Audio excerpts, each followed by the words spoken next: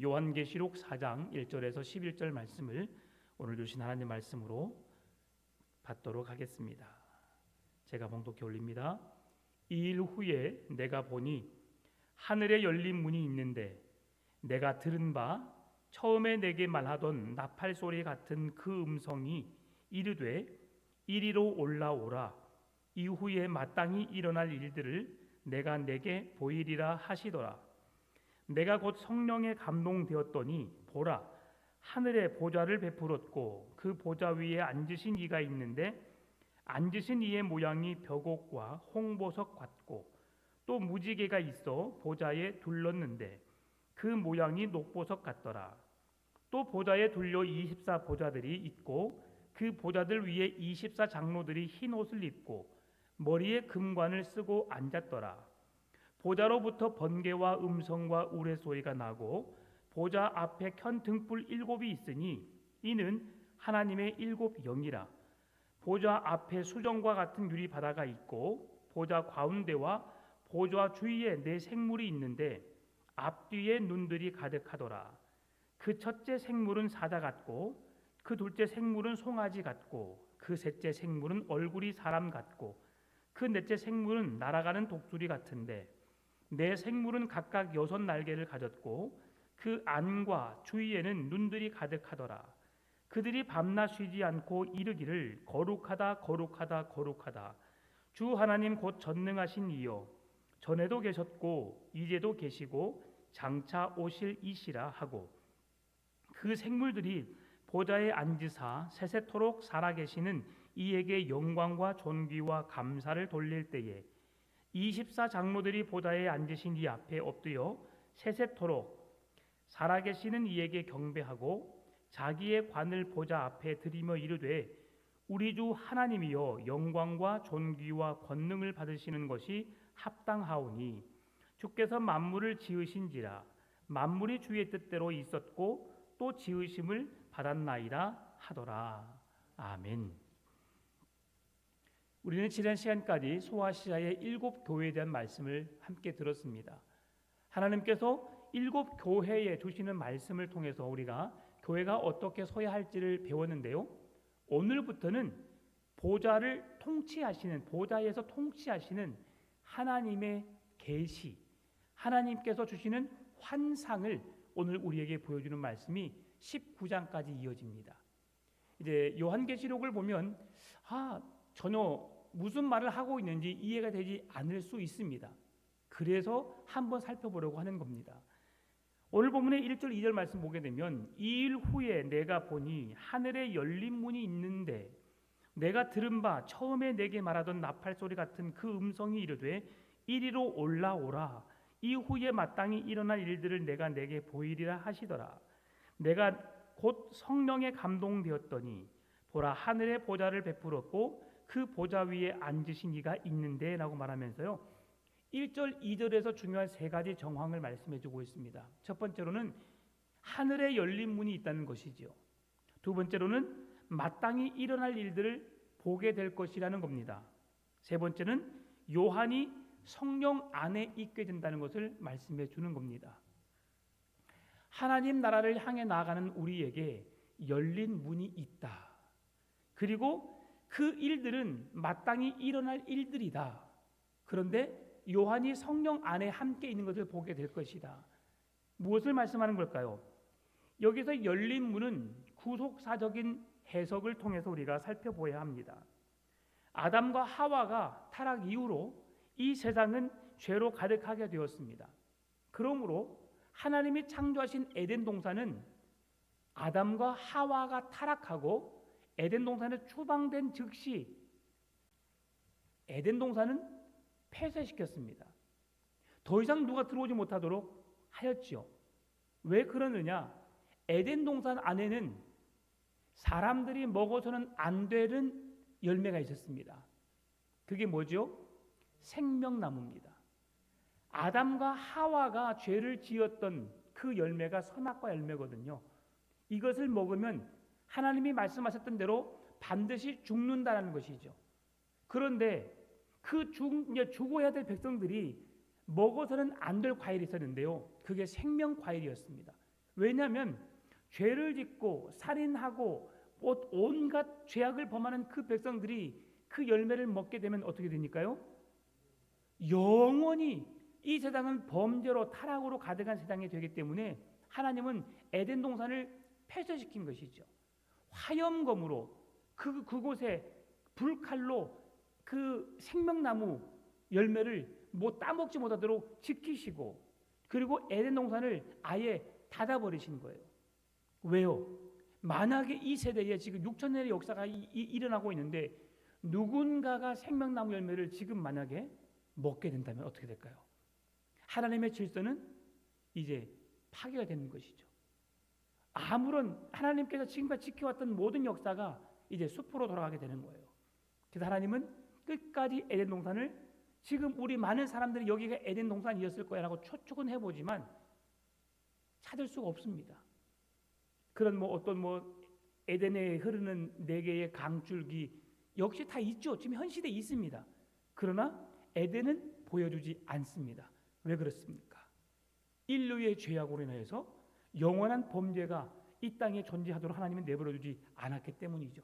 그 죄의 문제를 해결하기 위해서 이 땅에 누가 오셨어요? 예수 그리스도가 오신 것이죠.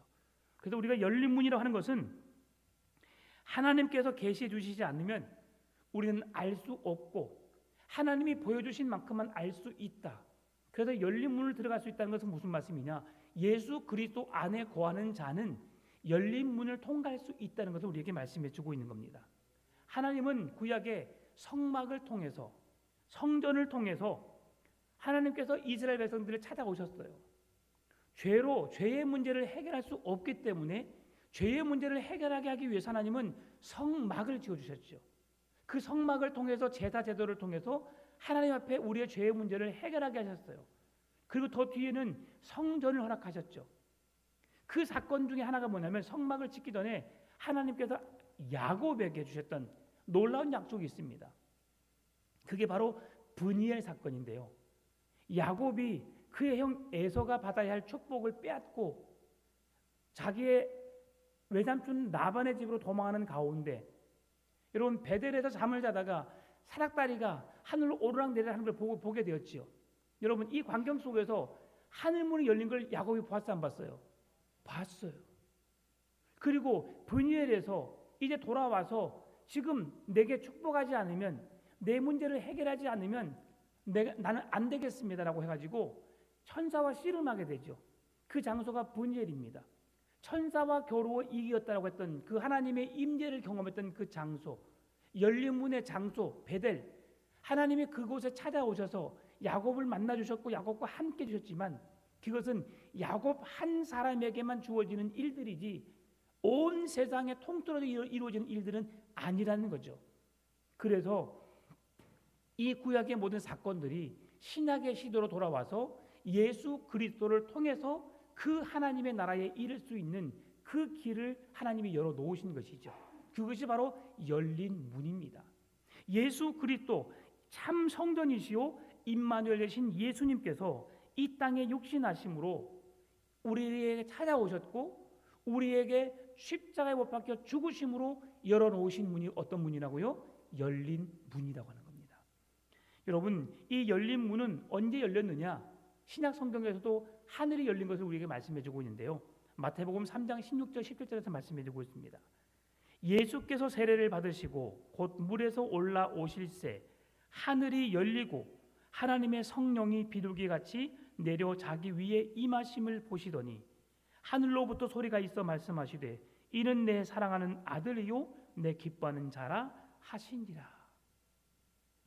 하나님께서 친히 이 땅에 오신 예수 그리스도가 내 사랑하는 아들이요 내가 기뻐하는 자라, 그를 통하여 이 땅에 놀라운 구원의 은혜가 있음을 말씀해 주고 있는 것이죠. 여러분 하늘문에 대한 묘사는 사도 요한이 하늘문을 오늘 이 상황을 이게 장면을 묘사하고 있는데요. 우리가 요한계시록 1장 9절의 말씀 보게 되면 장차 될 일을 기록하라라고 되어 있습니다. 그런데 오늘 본문부터 시작된 게 뭐냐면 장차 될 일이 아니라 이제 마땅히 일어날 일을 오늘 이야기하고 있어요. 4장에서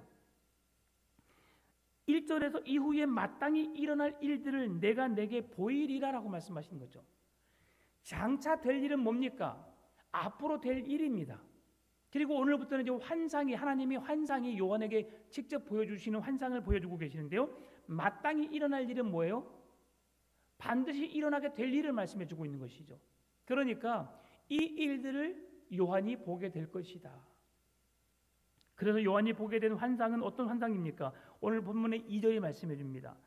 내가 곧 성령에 감동되었더니 보라 하늘의 보좌를 베풀었고 그 보좌에 앉으신 이가 있는데, 사도 요한이 감동해서 본 보좌가 어디 보좌예요? 하늘 보좌라고 말씀해 주고 있습니다. 어떻게 하늘 보좌를 보았을까? 여러분, 하늘 보좌는 어떻게 생겼을까? 상상이 되십니까? 근데 그 보좌 위에 누가 앉아 계시느냐? 성부 하나님께서 앉아 계신다고 말씀하고 있어요. 참 이런 환상을 본다면 얼마나 좋을까요? 그래서 오늘 성경이 우리에게 사실임을 증언해 주는 역사적인 사건을 오늘 기록하는데, 2절에서 내가 곧 어디에 감동되었더니 성령에. 많은 사람들이 꿈을 꿉니다. 여러분 혹시 꿈에 예수님 보신 적 있으신가요? 저는 그분이 맞는지 안 맞는지 모르겠지만 몇 번 꿨습니다. 얼굴의 형상이 어떤 사파처럼 보여지는 형상으로도 만나보고 또한 얼굴이 없는 형상으로도 만나봤습니다. 그런데 그것은 꿈일 뿐이지요. 내가 생각한 대로, 내가 마음 먹은 대로 그렇게 이루어집니다. 혹 이루어지지 않는다 할지라도 하나님 왜 그냥 가시지요? 내 기도를 들어주십시오라고 하는 나의 간절한 기도를 이제 주님이 들으셨지만 결과적으로 응답은 없는 상황에서 깰 때가 많이 있었는데요. 여러분, 이것을 통해서 우리에게 환상을 주셨을까? 결코 하나님은 지금 우리에게 꿈이나 어떤 다른 방법을 통해서 계시를 새로운 방법으로 허락하지는 않는다는 거죠. 늘 말씀드렸지만 하나님의 계시는 신구약 성경 말씀으로 종결되었습니다. 그럼에도 하나님이 지금도 이렇게 장차 될 일을 요한에게 보여주셨던 것을 혹 우리에게도 보여주실 수는 있습니다. 그러나 그것이 우리에게 믿음으로 더 하나님을 확고히 붙잡으라는 그런 메시지이지, 뭔가 환상을 줘서 뭔가 새로운 일을 벌이기 위해서 행하시지는 않는다는 것이죠. 그런데 이단들은 이러한 계시의 말씀을, 요한이 본 환상의 계시를 내가 보았다 라고 말하면서 그 환상이 자기에게, 성령이 자기에게 임하셔서 자기가 지금 그 계시를 통해서 풀어내는 자다, 인 맡은 자라고 하면서 그런 계시의 말씀을 하는 자들이 있습니다. 여러분, 우리 자녀들에게 조심히 해야 될 게 뭐냐면, 요즘에는 시내 거리마다 이단들이 포섭해 있습니다. 각 대학마다, 직장마다 이단들이 있어요. 엊그저께 우리 아들이 시내를 나갔는데 어떤 두 청년들이 다가오더래요. 그러면서 뭘 해주겠다고 하면서 재밌게 풀어가면서 쓰라고 하더랍니다. 그래서 당신이 했던 것을 당신의 메일로 내가 보내드릴 테니까 당신의 이름과 전화번호를 적어주십시오라고 하더라는 거죠. 그 전에 그 이야기를 했거든요. 서울에서 어떤 친구가 누구를 만났는데 내가 너를 이렇게 어떻게 해주겠어라고 하면 전화번호를 물었는데 그냥 덥석 전화번호를 줬다고 하는 거죠. 언제 내가 전화할 테니까 언제 만납시다. 매우 위험한 겁니다. 요즘에 내 전화번호를 물어보고 내 주소를 물어보고 내 연락처나 어떤 내 상황을 물어본다는 것 정말 위험한 겁니다. 여러분, 우연을 사칭한 이단들의 포섭 활동입니다. 절대 넘어가시면 안 됩니다. 여러분의 연락처 절대 주시면 안 됩니다. 그래서 교회 요람은 정말 요즘에 많이 안 받는 추세입니다. 요람 하나를 건지면 그들은 그 요람 하나를 가지고 전체를 통해서 준비를 하는 거죠. 어떻게 접근할까? 다행스러운 것은 어르신들, 나이가 지긋이 드신 분들은 건들지 않습니다. 왜냐하면 그들에게는 자기들에게 뺄 것이 없기 때문이죠. 지금 20대, 10대, 20대, 30대, 40대 그들의 포섭 대상입니다. 여러분, 현혹되지 않기를 바랍니다. 보좌에 앉으신 이 보좌는 왕이 앉은 의자를 말하고 있는데요. 성부 하나님께서 앉아 계시는 것을 말씀해 주고 있습니다. 이 보좌에 앉아 계신 하나님에 대한 묘사는 이사야 6장, 에스겔 1장, 다니엘 7장에서도 이 똑같은 상황을 말씀해 주고 있습니다. 그러나 사도 요한이 본 하늘의 보좌는 지상에 있는 보좌와 대조를 이루는 보좌임을 말씀해 주고 있는 거죠. 이 말씀이 여러분 계속 반복되고 있습니다. 참 놀랍습니다. 제가 다른 말씀을 준비하면서 너무 놀라워요. 내가 분명히 이 설교를 했는데라고 하면서 또다시 그런 말씀이 등장하거든요. 여러분 지금 우리가 그 신명기 말씀도 묵상했고, 그리고 앞으로 내일부터는 마가복음을 묵상할 겁니다. 그리고 지금 제가 요한계시록을 묵상하고 있죠. 계속해서 이런 말씀들이 다 연결되어 있어요. 이 보좌라고 하는 것에 있어서 제가 주일날도 말씀을 드리겠지만 또 내일 새벽에도 말씀드리겠지만 뭘 말씀드리냐면 왕이라고 하는 것, 그리고 신이라고 하는 것, 그게 그 당시에 어떻게 불려졌는지를 우리는 잘 알고 있습니다. 당시 황제들에게 그들은 신이다. 그리고 그들이 하나님이라고 하는 존재로 그들은 자칭 황제, 최고의 권력을 가진 자, 그리고 심지어는 나를 숭배하라고 숭배의 대상이 되었습니다. 이 땅의 왕이 누구냐? 로마의 황제다. 그 황제는 누구냐? 하나님을 대신한 신이다 라고 말하는 겁니다. 그래서 그 신을 숭배하고 그 신을 왕이라고 불렀고 그 신을 경배했던 것이, 숭배했던 것이죠. 이제 내일 주일날 말씀드리겠지만 마가가 예수 그리스도를 바라보는 관점이 어떠한지를 보면 참으로 놀랍습니다. 여러분 지금 로마가 지금 통치하고 지배하는 시대입니다. 그들에게 왕이라고 하는 존재는 도미티안 황제밖에 없어요. 그 황제가 신이요 왕입니다. 모든 권한을 갖고 있습니다. 그가 말하면 죽일 수도 있고 살릴 수도 있는 모든 권세가 그에게 있었습니다. 그런데 그러한 시대에 예수 그리스도가 이 땅에 오신 왕이다. 보좌에 앉으신 왕이시다. 그리고 그 예수 그리스도가 진정한 참 신이시다. 하나님이시다라고 고백할 수 있다는 것. 어떻게 할 수 있을까요? 성령이 감동을 주시니까. 성령이 우리의 마음과 생각을 붙들어 주시니까. 여러분 생각해 보십시오. 고통을 생각하면 내 앞에 일어날 끔찍한 일들을 생각해 보면 어떻게 그 죽음 앞에서, 그 고통 앞에서 예수 그리스도를 나의 주님이라고 고백할 수 있겠습니까?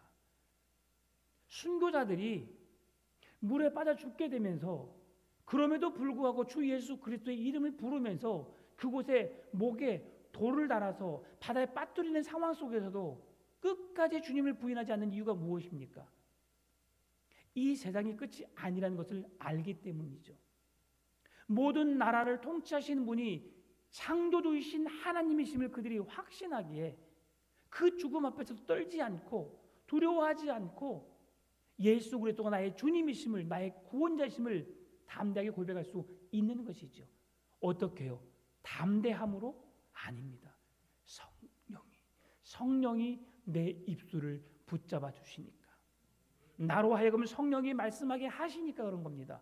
오늘 사도 요한이 반모섬에 유배되어서 갇혀있는 신세입니다. 예수 그리스도의 복음을 전하다가 지금 반모섬에 갇혀있는 상태입니다. 그런데 그곳에서 하나님께서 그에게 환상을 보여주시죠. 예수 그리스도의 환상입니다. 하나님 나라에 대한 환상입니다. 그러면 이제 좀 그만하십시오. 왜 나를 이렇게 초라한 곳까지 보내서 놓고 또 이런 환상을 보게 하십니까? 라고 말할 수도 있을 것 같습니다. 그럼에도 성령이 그의 모든 생각과 마음을 지배하니까 그 하나님의 하시는 일에 대해서 그대로 순응할 수 있는 것이죠. 하나님의 손에 붙잡히시는 여러분 되시기를 바랍니다.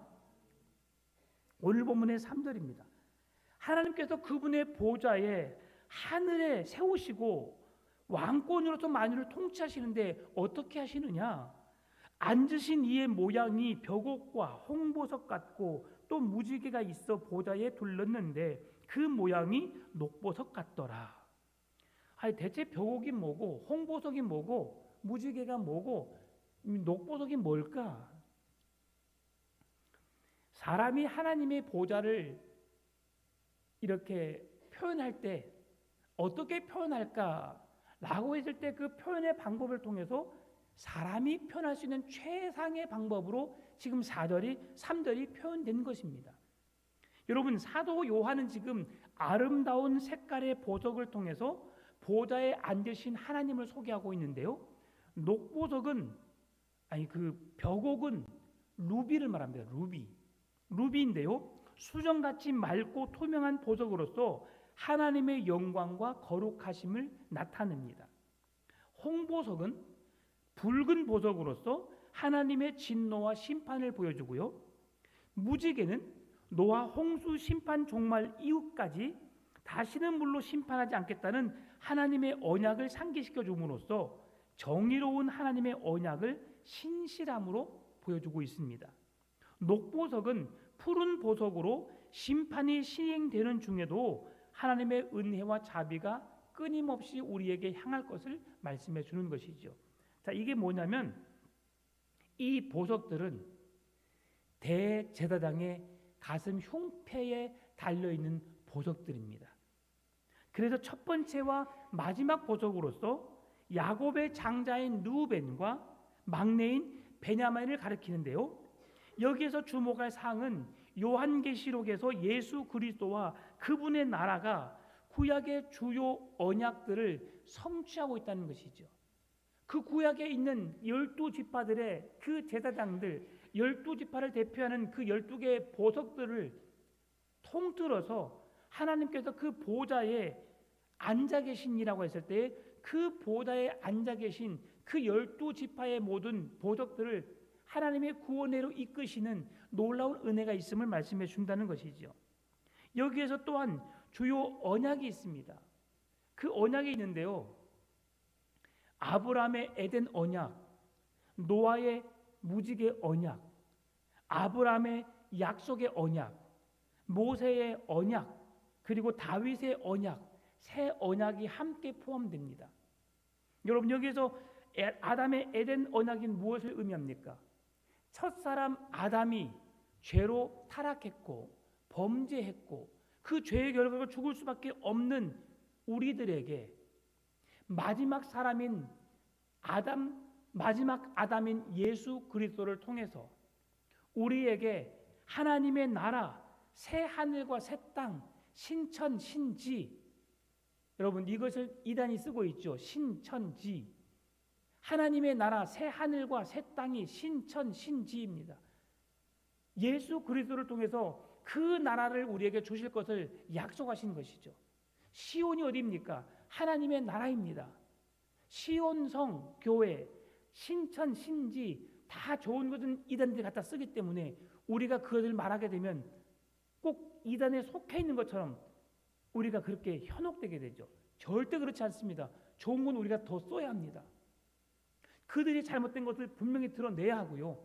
우리가 옳다는 것을 밝히 보여야 되는 것이지요. 그래서 아담의 에덴 언약은 새 하늘과 새 땅으로 다시 완성될 하나님의 나라를 우리에게 보여주기 위한 언약이라는 겁니다. 노아의 무지개 언약, 이 세상 성부와 어린 양의 세상 보존과 통치로 인해서 다시는 심판하지 않겠다라고 말씀하시면서 하나님의 그 언약이 영원토록 유효하고 물로 심판하지 않으실 하나님의 약속이 우리에게 시행됨을 말씀해주고 있고요.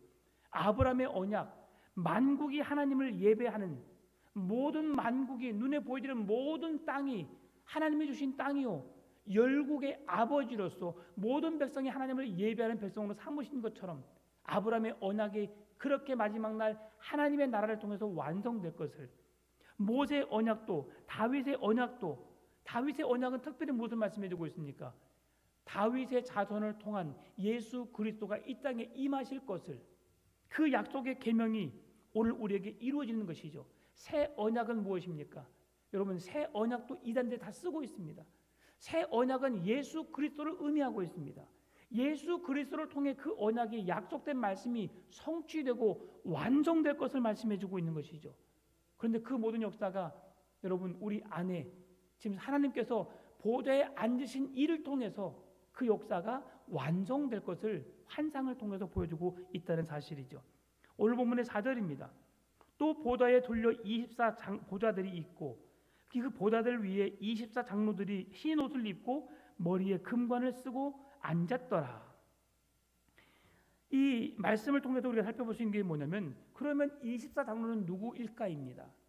여기에 대해서 크게 두 가지 해석이 있습니다. 하나는 뒤에 등장하는 네 생물과 마찬가지로 천사들의 한 그룹이 아닐까라는 생각입니다. 천사들의 그룹이다. 또 하나는 구약의 12지파와 신약의 12사도가 결합된 구약과 신약이 하나 된 하나님의 거룩한 백성 전체를 대표한다라고 하는 것이죠. 여기서 말하고 있는 것은 구약과 신약의 하나님의 거룩한 모든 백성을 일컬어서 24 장로라고 하는 그 말씀 속에 내포되어 있다는 사실이죠. 그래서 여기에 등장한 장로의 모습이 보좌에 앉아있게 되는 것이고 흰 옷을 입고 머리에 금 면류관을 쓰고 있다고 말씀하고 있는 것이죠. 참 승리자가 마지막 주님 오시는 그날에 그 보좌에 앉을 자가 누구인가? 예수 그리스도를 믿는 우리들임을 성경은 말씀하고 있다는 것이죠. 끝까지 믿음을 지켜내는 자에게 하늘 보좌에 앉는 놀라운 은혜가 있게 될 줄 믿습니다. 오늘 본문의 5절입니다. 보좌로부터 번개와 음성과 우레소리가 나고 보좌 앞에 켠 등불 7이 있으니 이는 하나님의 7 영이라 라고 말씀하고 있는데요. 번개와 음성과 우레소리, 출애굽기에서 신명기에서 하나님의 임재와 하나님의 영광을 상징적으로 보여주는 말씀이라고 그랬죠. 똑같습니다. 요한계시록에서 나타나는 그 말씀도 하나님의 번개와 음성과 우레소리는 하나님께서 이 땅에 심판자로 오셔서 그 땅에 임하는 모든 백성들에게 하나님의 영광을 드러낼, 하나님께서 그 백성들을 심판하는 가운데 하나님의 거룩한 백성들을 이제 그 소리를 통해서 드러내게 하실 것이다. 여러분, 보좌에 켠 등불 7은 하나님의 7 영이라고 말씀하고 있습니다. 7 등불과 성령님의 관계는 스가랴 4장에 등장하고 있는데요. 7 등불, 하나님의 7 영이 하나님의 보좌에 앉으신 하나님의 통치와 구원 계획이 성취되고 있다는 것을 우리에게 말씀해 주고 있습니다. 6절에서 수정과 같은 유리 바다, 이것은 무슨 말씀이냐면 하늘의 거룩함과 평화를 상징합니다. 구약의 솔로몬 성전 안에 노수로 만든 바다가 있었습니다. 놋바다죠, 놋바다. 물두멍, 놋으로 만든 그릇에 물을 담은 그릇을 놋바다라고 했습니다. 그런데 이것은 제사장들이 성전에 들어가서 거룩을 의미하기 위해서 손과 발을 씻는 곳이었습니다. 그런데 이곳을 성전 안에 있는 바다라고 말하고 있는데요. 이것을 오늘 보좌 앞에 있는 수정과 같은 유리 바다라고 말씀하고 있는데, 이 말씀은 하나님의 거룩성과 위엄을 보여주면서 그 나머지 피조물과 구별된 하나님을 우리에게 보여주고 있는 것이죠. 다시 말하면 하나님 앞에 나갈 수 있는 자가 누구인가? 거룩하게 구별된 자다. 제사장들이 성전에 나가는 자가 그 물두멍 놋바다를 통해서 손과 발을 씻어서 깨끗하게 거룩하게 구별하는 것처럼 하나님의 거룩한 백성이 되어야만이 하나님의 구원의 은혜에 그 동참할 수 있음을 말씀해 주고 있는 것이죠. 여러분, 참 어려운 말씀이죠. 그러면 여러분, 천국이 어떤 곳일까? 여러분 생각해 보신 적 있으십니까? 천국은 어떤 곳일까? 천국에 가고 싶은데 천국은 과연 어떤 곳일까? 천국에서는 어떤 일을 행할까? 천국에서는 뭐 할까, 여러분? 어떻게 살까요? 뭐 우리처럼 뭐 직장에 출근도 하고 뭐 잠도 자고 막 그럴까요? 천국에는 잠도 안 잡니다. 먹는 것도 없습니다. 아픈 것도 없습니다. 하나님과 함께 그냥 영원히 즐거워하고 행복해하는 에덴 동산의 삶을 누리는 것입니다. 그게 무엇입니까? 하나님을 찬송하고 하나님을 예배하며 하나님을 경배하는 것이 우리에게 주어지는 놀라운 천국의 삶이라는 것을 보여주고 있습니다. 그 말씀이 오늘 본문의 10절입니다. 24 장로들이 보좌에 앉으신 이 앞에 엎드려 세세토록 살아계신 이에게 경배하고 자기의 관을 보좌 앞에 들이며 아뢰되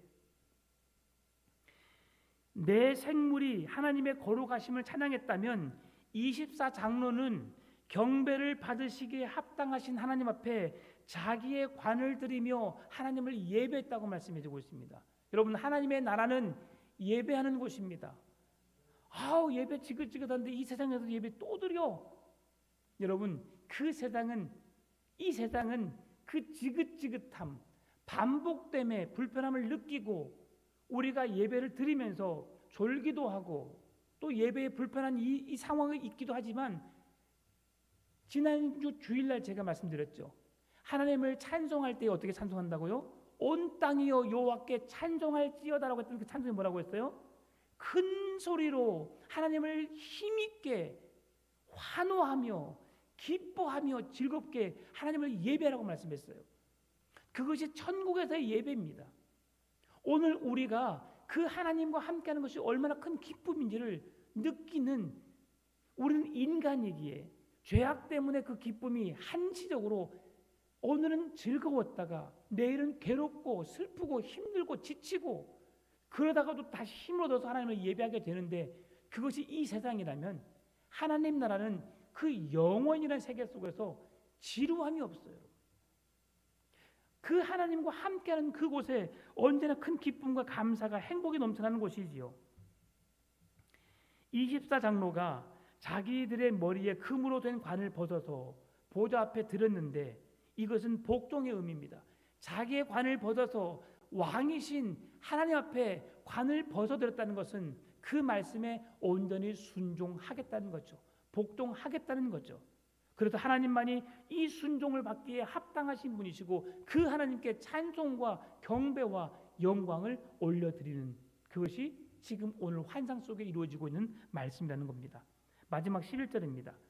우리 주 하나님이여 영광과 존귀와 권능을 받으시는 것이 합당하오니 주께서 만물을 지으신지라 만물이 주의 뜻대로 있었고 또 지으심을 받았나이다 하더라.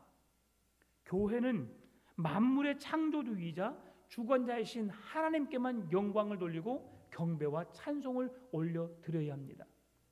그래서 지금 이 사도 요한이 고백하고 있는 게 뭡니까? 당시 도미티안 황제가 신적인 존재요, 그 땅의 왕으로서 세상을 군림하고 다스리고 있지만 그는 우리가 경배해야 될 대상이 아니고 그의 뜻에 굴복할 것이 아니라 참 왕이신, 참 신이신 하나님 예수 그리스도 앞에 경배하며 그분을 섬기고 그분을 믿고 순종하는 것이야말로 참 믿음으로 주의 뜻을 따르는 것이다. 이 세상의 참 신은, 참 왕은 오직 예수 그리스도 하나님 한 분뿐이 안 계신다는 사실을 고백하고 있는 것입니다. 참 놀라운 일입니다. 내일 아침에 다시 말씀드릴 것이기 때문에 여기서 말씀을 마치겠습니다. 여러분, 이 땅의 구원자, 그 이름은 예수 그리스도밖에 없습니다. 예수 그리스도를 믿는 자들에게 하늘 문을, 열린 문을 통해서 우리가 하늘 보좌 위에 앉을 수 있는 놀라운 은혜를 허락해 주실 줄 믿습니다. 그 은혜 속에서 날마다 기쁨으로 감사와 찬송과 영광을 하나님께 올려드리는 우리의 믿음 되시기를 주의 이름으로 축원합니다.